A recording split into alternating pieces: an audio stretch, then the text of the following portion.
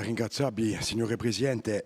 Mi si pare che, se non mi sbaglio mica, questa deliberazione non alla larghera di Copil e l'attribuzione di un'ipotesi di funzione di prima volta finalmente di poi che era stata votata prima deliberazione che non possiamo parlare di ugartulare fundiu di l'anniversario di 300 anni di nascita di Pasquale Bauli.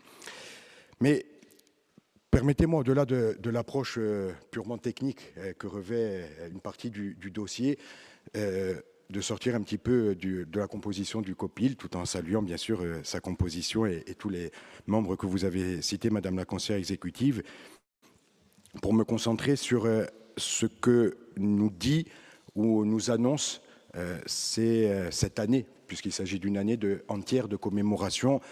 Nous avons envie de penser que ce qu'il est important ici, en parlant de Pasquale Bauli, ce n'est pas tant la mémoire pour la mémoire ou de magnifier ou glorifier le passé, mais c'est au moment où certains, sciemment ou pas, tentent de liquider une partie du nationalisme corse, au moment où beaucoup d'obscurantisme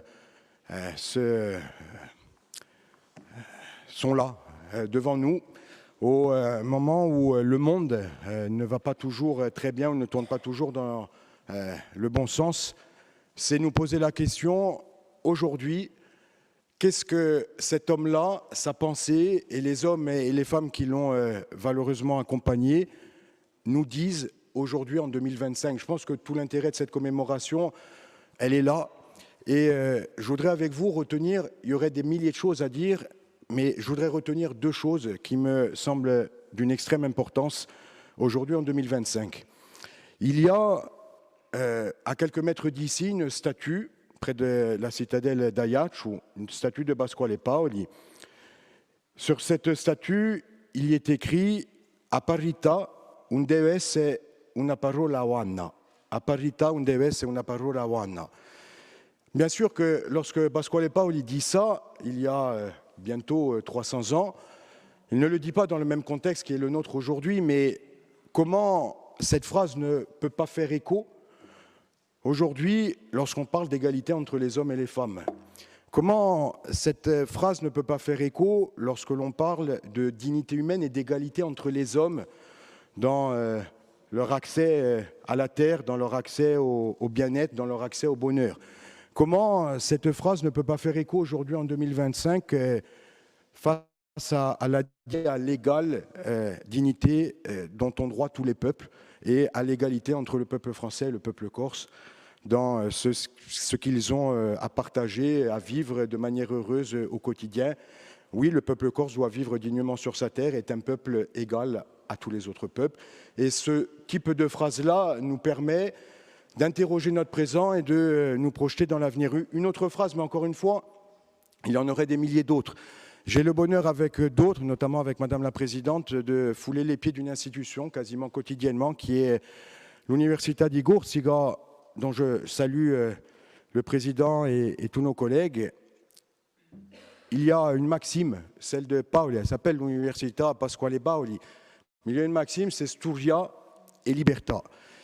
Je dois vous dire que j'ai eu un peu de mal, même au début quand j'étais étudiant, à comprendre le sens profond de cette phrase. C'est souvent après qu'on la comprend, une fois qu'on commence à travailler, qu'on a terminé nos études. Mais Studia et Libertà, cette fameuse maxime pauliste, elle nous dit quelque chose, elle nous dit que c'est par la connaissance qu'un peuple s'émancipe. C'est par le travail qu'un peuple s'émancipe. Et si moi, à titre personnel, nous, à titre collectif, nous avons choisi d'être nationalistes, c'est parce qu'à un moment donné, on n'a pas choisi d'être nationaliste parce qu'on nous avait donné une place. On n'a pas choisi d'être nationaliste corse parce qu'on nous avait rétribué de quelque manière possible.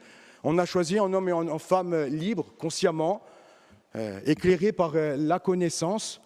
On a choisi d'être nationaliste comme, et je le dis avec beaucoup de respect, ceux qui ne le sont pas, j'ose l'espérer, ont choisi d'être dans l'opposition parce qu'ils étaient éclairés par la même connaissance. Et c'est ce qui doit éclairer notre Assemblée Et c'est ce qui doit éclairer, et ça fait encore une fois écho au magnifique discours que nous avons entendu hier matin de Madame la Présidente en introduction à nos travaux, c'est ce qui doit éclairer toute l'éducation des enfants de ce peuple. Sturgia et Liberta, encore une fois, c'est par le travail, par l'émancipation, par la connaissance que nous arriverons à redresser collectivement ce pays. Et ces deux maximes, elles nous disent deux autres choses. Elles nous disent qu'au XVIIIe siècle, au moment où tout se sédimentait vers l'obscurité, où tout convergeait vers l'obscurantisme, c'era una strada di lume, c'era una strada di pace, e credino 300 anni dopo ci deve permettere di schiarirci appena a nostra vita politica.